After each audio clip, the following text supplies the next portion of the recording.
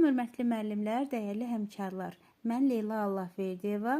Bu günlərim sizə 7-ci sinif texnologiya kitabının 24-cü mövzusu olan suni və sintetik liflərdən olan parçalar haqqında məlumatlar verəcəm.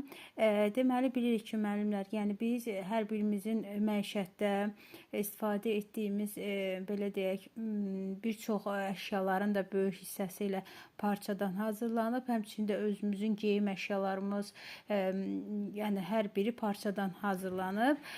Bilirik ki, parçalar iki qrupa bölünür. Bircə dəqiqə. Parçalar iki qrupa bölünür. Təbii parçalar və bir də kimyəvi parçalar. Yəni dedik, parçalar iki qrupa bölündü. Təbii və kimyəvi parçalar. İndi dərsliyimizin gedişatında baxaq görək təbii parçalar nədir, kimyəvi nədir və onlar necə yaranır, necə əldə olunur. Bax, bunlar haqqında məlumatlar əldə edəcəyik. Deməli, müəllimlər, təbii parçalar həm heyvan mənşəli, həm də bitki mənşəli və bir də mineral mənşəli olur. Deməli, heyvan mənşəli parçalarımız təbii ki, bilirik ki, yəni yun parçalar ki, hansı ki qoyunun yunundan əldə olunur və yaxud da ipək parçalarımız bilirik ki, baramadan əldə olunur.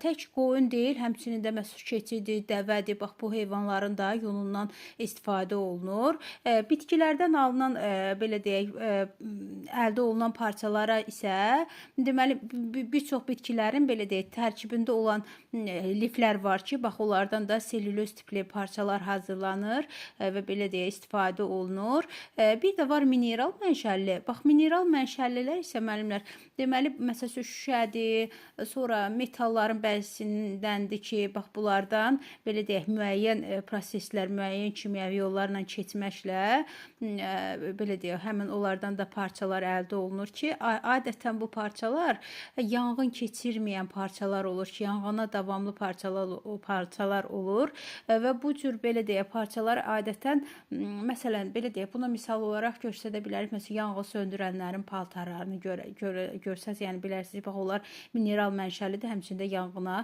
davamlı parçalardır.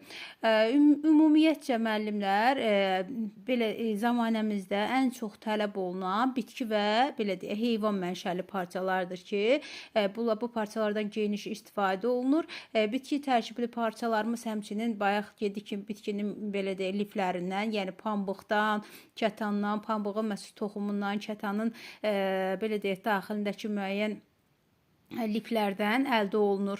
Müəyyən, belə deyək, proseslərdən keçərək parça əldə olunur. Heyvan mənşəli isə dediyimiz kimi həm ipək, həm də yun parçalara aid olunur. Təbii liflər özü də, müəllimlər,